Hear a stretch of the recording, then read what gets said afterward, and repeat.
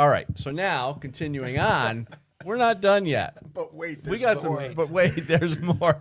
We got some really good stuff coming up here. Now, I wanted to actually, John, you're next on the chopping block here. Nice. So you and I talked a lot about gun laws being racist and all the stuff that's going on with respect to New Jersey. And you want to just fill us in on that? Yes. So earlier this year, well, I guess I got to back up to the year before. Last year, Attorney General Matthew Platkin had made this announcement that they're going to be collecting all of this anonymized data on permits to carry in the state of New Jersey. And if you recall from last year, we were talking about, the number of permits that are getting issued. And the year before that was, we were actually getting permits. So you could see the evolution here. Well, this anonymized data that they, wanted to collect is to show, for whatever reason, they made this dashboard to show how many permits are getting issued and all of the demographics and all that information. So this dashboard became available earlier this year, and I would say maybe in, I think it was in April. And the first thing that we found with the dashboard was the denials. More than 50% of the denials are using a subjective standard. And this is something that you and I talked about. And the subjective standard that's still on the books in New Jersey is they can deny you of getting a permit to carry if they feel it's not in the interest of the public health, safety, and welfare, and that the applicant lacks the proper temperament in order to possess or carry or own a firearm. So is this a way around, sorry to interrupt, but I got to get this question. Is this a way around the law by, well, let me ask it this way. Is this now considered a may issue? Or is it still shall issue with this new little twist? So, yes and no. And the reason I say that is this public health, safety, welfare standard has always been in New Jersey's law. So that's been there for firearms ID card, for purchaser permits, all of that. So that's existed. When they did the Bruin response law going back to 2022, that was enacted in December of 2022, that Bruin response law, they added the portion where they said the person lacks the proper temperament. So they did make it kind of a little supersized. Was that their answer to try to, add more subjectivity to it where we got rid of our justifiable need? No. Who's the arbiter of temperament? Exactly. So it's the issuing authorities. And since it's a subjective standard, Anthony is. And one of the and these are the things that we're finding. I reported on a couple of weeks ago. There was a guy that was denied his permit to carry because of traffic violations. There was another guy that got denied because, well, actually he got red flagged because he went to his mayor and said it's taking forever for the issuing authority to issue my permit. So they red flagged him and they confiscated all of his guns. So there's still a lot of shenanigans going on. What we found was we're digging into the information, and one of the things that seemed to be missing from the dashboard, and this is conversations that I had with other people far smarter than me, couldn't find this information either. And this was on the race demographics on, who was being issued and who was being denied permits. So I issued out a Open Public Record Act's request to the Attorney General's office seeking the race data. And they got back to me and they said, well, this is how you access the data.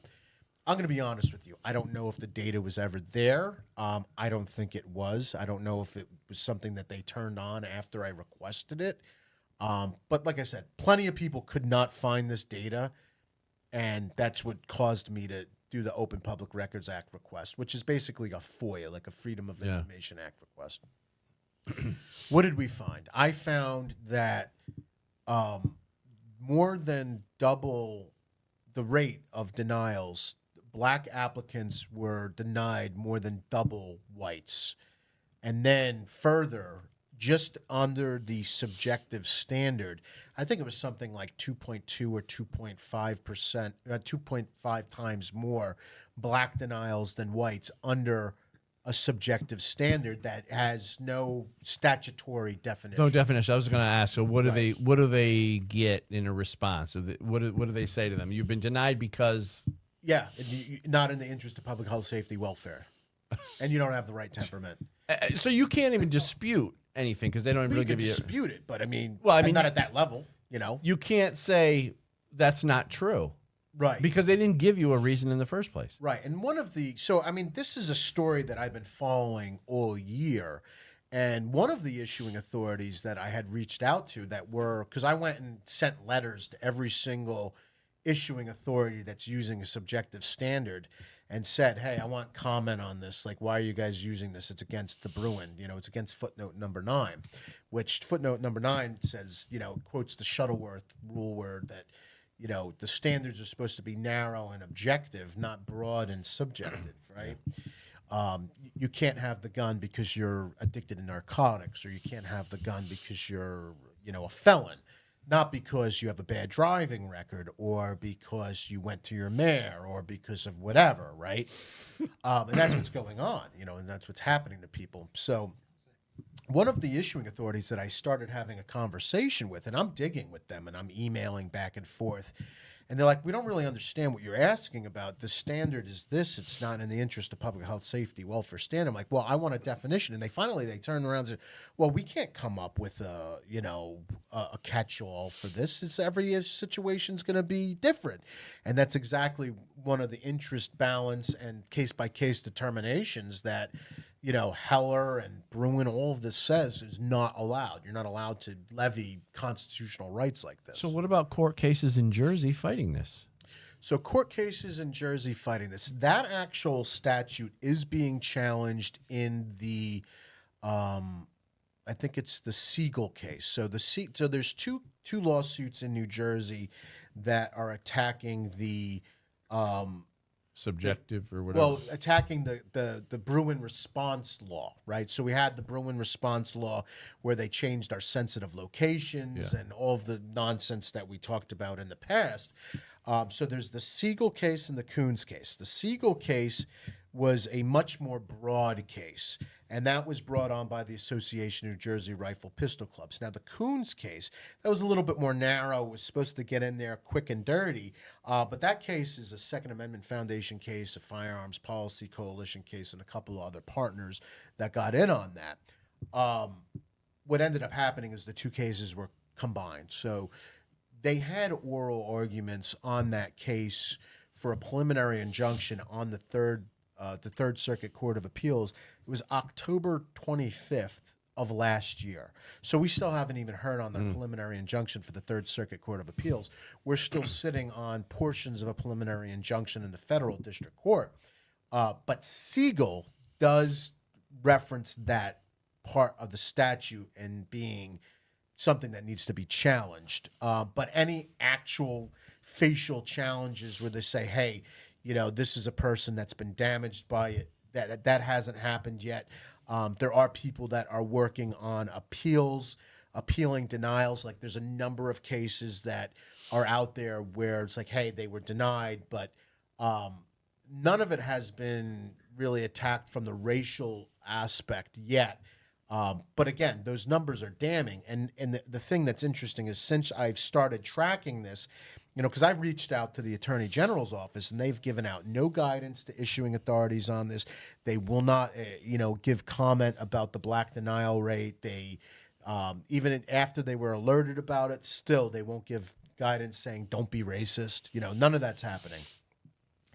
The rate of black denials in comparison to white denials has only gone up since I started tracking this, earlier this year. So it's getting worse. And like I said, I've been following this for probably about 6 months. The ACLU doesn't care. The NAACP doesn't care. What's his name? Sharpton and his group, they don't care. Black Lives Matter doesn't care. I've reached out to like all of these organizations and nobody cares. The ones that you would think would care about black people being denied whatever are they don't care because really what they're concerned with is left-right politics. They're not Narrative. It doesn't concerned. fit their narrative of Right, argument. and the Governor Murphy's office declined to comment, so much so that they didn't even reply to any of my comments. And I wrote to Governor Murphy's office 3 of his press contacts 3 times, so that's 9 pieces of correspondence, nothing. And then I sent a letter, snail mail letter to Trenton, to the governor, which went unacknowledged. So they don't want to look at this, they don't want to hear about it. And to be fair, which honestly there is no fairness because we're talking about a constitutional right. So if it saves just one, right? Our denials since Bruin are under 300 denials in the whole state. That's not that bad. But you say that to the people that are denied and they're having their lives upturned because they can't get their permit to carry. And what was happening was prior to a case, there was a case called MU, and this is an Evan Knappen case. Prior to this MU case, people were getting their firearms confiscated if they were getting denied permits based on this subjective standard. So like you could have went through the process to go and get your pistol purchaser permits or your firearms ID cards. It's all the same exact standards. And what happened with this MU case was they dug into this guy's history and something that was expunged. So this is something that's not even in the history anymore. He had an expungement and they said, no, we're denying your paperwork. I believe it was for more pistol purchaser permits or maybe an FID card. It doesn't really matter what document it was. It's all the same standard. They moved to go and confiscate all of his guns because they said, well, he's no longer, a qualified person. And that lawsuit, they successfully stopped that from happening. So at least now they can't just go in there and automatically take firearms, but that's what they were doing. So now prosecutors might move to have your guns removed from you.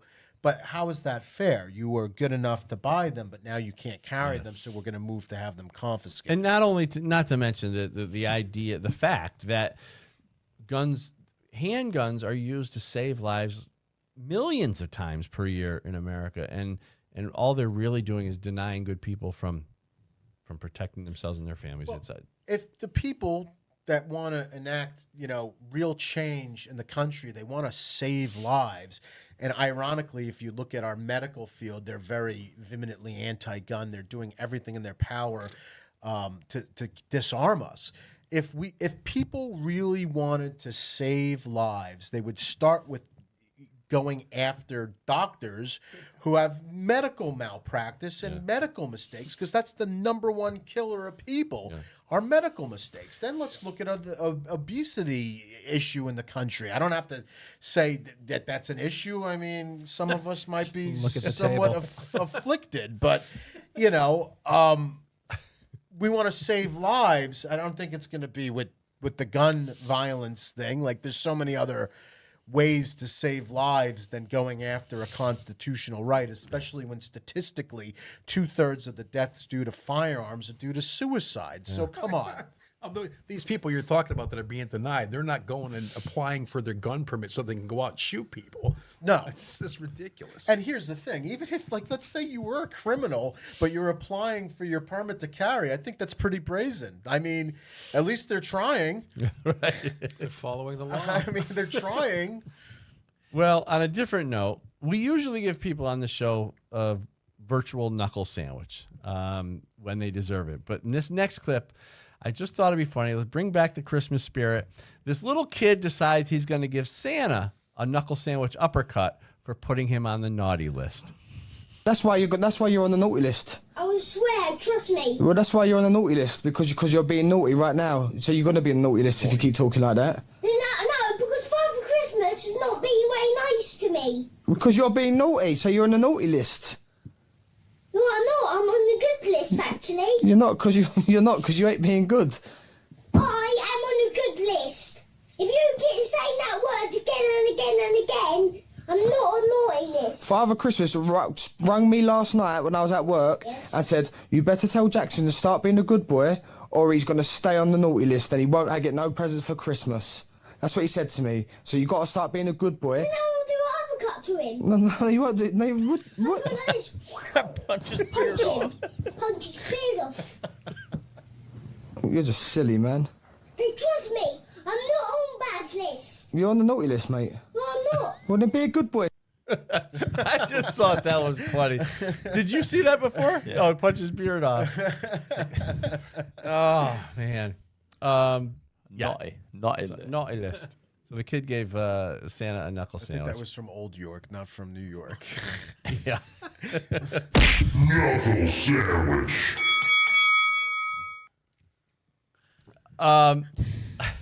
Anyway. So, well, we can wrap up. Did you want to wrap up on your topic? Well, I think it's something has to give eventually, and the standard itself is being used disproportionately to deny all people their right to carry in New Jersey, because more than 50% of the denials are subjective. They're not for a statutorily defined criminal element or disqualifier. And then on top of it, it's being used at a rate more than double. I think it's 2.8 was the last time I looked at it, maybe in September. And if you're interested in that topic, I mean, I've got my presentation from GRPC is on my YouTube page. I covered this in my GRPC presentation. So how do people find it? The Penn Patriot on YouTube, and if you go in there, you'll find the video. It's not buried too deeply. It was in September or October, something like that, by the time it got up. So awesome. I talk about all that there. Well, keep up the good work on that in Jersey. I mean, we're trying to change things in our respective states. I know Charlie's working in Massachusetts, and I don't even know which one is worse, New York, Massachusetts, or Jersey. It goes back to putting the finger in the dike. You got to hold back. It's weird. I did a sound gig a couple weeks ago in Massachusetts from some clients of mine, right? Yeah. I come to the studio, and after the show, the girl singer comes up to me. She goes, we won. And I go, why are you whispering? She goes, because the drummer and the bass player are big lefties, and we can't say anything in front of them. I'm like, okay. Pretty funny. Yeah. Well, speaking of that, Trump derangement syndrome hasn't faded yet, and some are even thinking of new lies to accuse their political opposition with. So fortunately, times are changing quick, and the cancel culture wokesters are now the ones being canceled. The hunted are quickly becoming the hunters because they finally had enough. And I thought this day would never come. Check out this. So this woman here, kind of pretty, huh? She is an Idaho salon owner, and she has a beauty salon, and she's seeing customers drop like flies. After she called supporters of President-elect Donald Trump racist, homophobic, and misogynistic in a now TikTok, viral TikTok. So she said, Trump basically gave small men the ability and the courage to be misogynistic and hateful, and says crap like your body, my choice, and you won't have a choice, and you will bear my child whether you like it or not. When have you ever heard a guy say It sounds just like it. I just said that yesterday. She goes on. I'm sure it goes over well. She goes on to say, these comments are so gross. The things men say to women are gross. This is the projection stuff that you and I talk about a lot. They're making stuff up in their own head. She goes, and I don't know why more men don't come to the defense of women. I don't know why men witness aggression towards women and stand idly by and do nothing. I don't understand, the 40-year-old added. So, this is another great example of somebody says something to you, you say something to that person. That's a conversation. That's whatever. These people make it into some gigantic thing like men do this and men do that. And like, walk me through that, First of all, how many men do you actually know? 20, 30, maybe? How many men do you know? Well, it says, and this is a New York Post article, it says here, the divorced mother of three. Oh, there you go. You wonder why she's divorced. Suggests that men usually shrug it off when another man is mistreating a woman. And this is stuff Is that that how it went down? Was she forced to bear the children?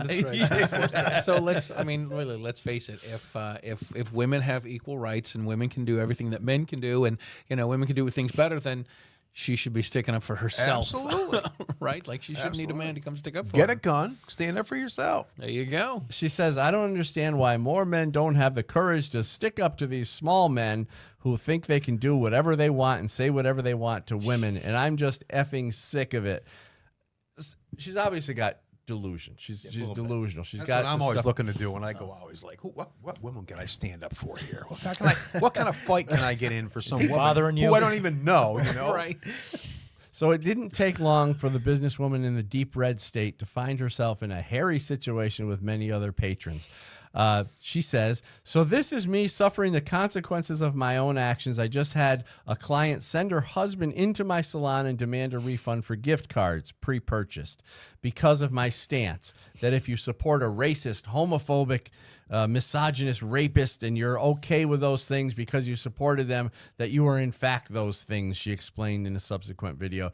And she was so offended by that, he said, and she was so offended by that, he said she did not feel comfortable coming into my salon anymore. So Uno momento, por favor. So the husband's wife, let's assume the husband's wife is this lady's client, and she wants a refund, right? So what does the man do? He goes in and sticks up for his wife. Exactly. yeah, good He's point. doing exactly what she wants. He goes in on behalf of his wife and says, hey, listen, I spent a bunch of money here. I want my money back. And now she's upset about that. Well, she got what she It's- wanted. Be careful what you wish for. Yeah, welcome to the party, pal. Yeah, it's just, but the point that I saw, I guess the whole thing that I saw in this thing is that, you know, they're so desperate now that they're making stuff up. Like, how many of these theoretical or hypothetical guys have you seen ever? I mean, we're a bunch of guys. I don't have any friends who do that to their wives. I mean, Not in front of us. Go out of my way to tell my wife she'll bear my children. yeah, No, whether I she don't likes think it so. or not. Do you see me? I don't have black eyes, do I? Do I have two black eyes? I definitely don't talk like that to my wife. I can't even think that way. I would get hit. She can read She your would know. She would know. Right. Yeah. She has a crystal ball. It has a crystal ball. That's right. Are you ovulating? Get in there. Well, before we leave, we have a message from Santa. Just in case you were wondering how you did this past year and if you made it on the good list or not, here's the man himself.